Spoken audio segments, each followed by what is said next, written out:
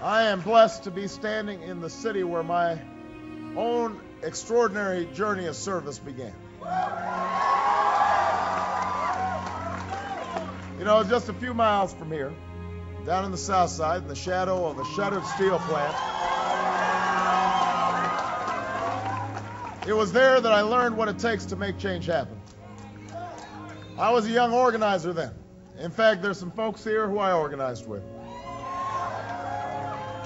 A young organizer intent on fighting joblessness and poverty on the south side. And I still remember one of the very first meetings I put together.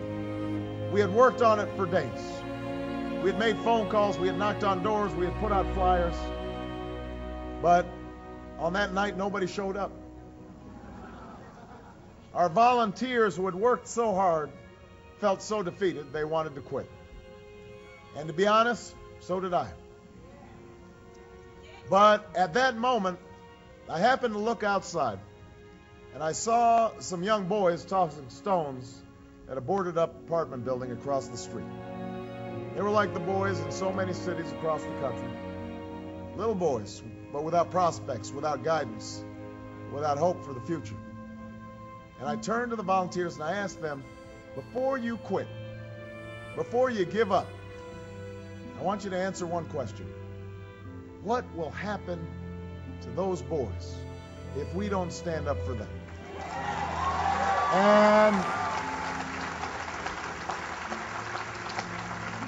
And those volunteers, they looked out that window and they saw those boys. And they decided that night to keep going, to keep organizing, keep fighting for better schools, fighting for better jobs, fighting for better health care. And I did too. And slowly but surely in the weeks and months to come, the community began to change. You see, the challenges we face will not be solved with one meeting in one night. It will not be resolved on even a super-duper Tuesday. Change will not come if we wait for some other person, or if we wait for some other time. We are the ones we've been waiting for.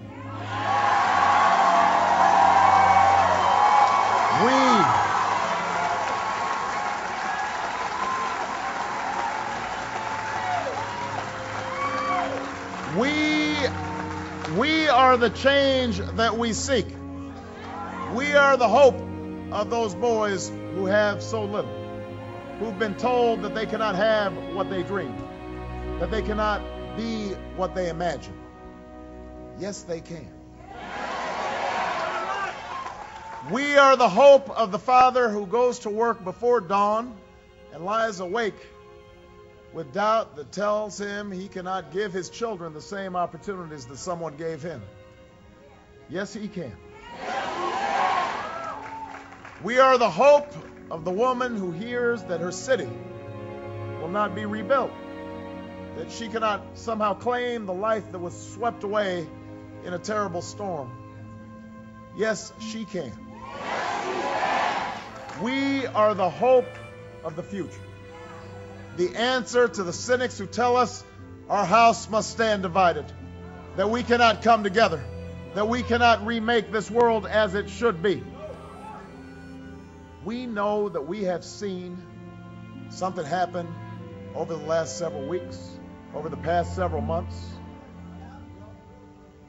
We know that what began as a whisper has now swelled to a chorus that cannot be ignored, that will not be deterred, that will ring out across this land as a hymn that will heal this nation, repair this world, make this time different than all the rest. Yes, we can. Yes, we can. Yes, we can. Yes, we can. Thank you, Chicago. Let's go get to work. I love you.